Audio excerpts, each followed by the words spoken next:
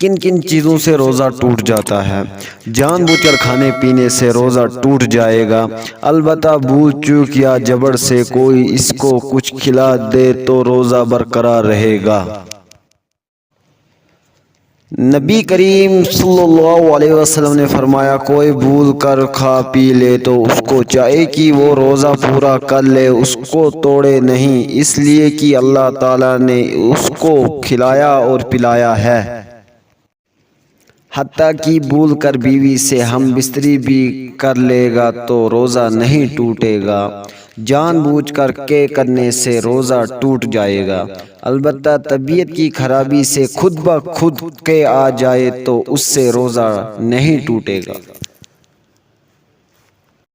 نبی کریم صلی اللہ علیہ وسلم نے فرمایا، جس کو خود کے آ گئی اس کا روزہ برقرار ہے، اس پر قضا نہیں،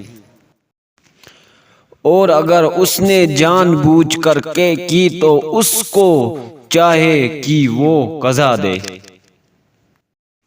بیوی سے ہم بستری کرے گا تو نہ صرف روزہ ٹوٹ جائے گا بلکہ اس کو اس کی قضا کے ساتھ کفارہ بھی ادا کرنا پڑے گا، اور وہ کفارہ ہے ایک گردن آزاد کرنا یا بلا ناگ متواتر 2 مہینے کے روزے رکھنا یا 60 مسکینوں کو کھانا کھلانا۔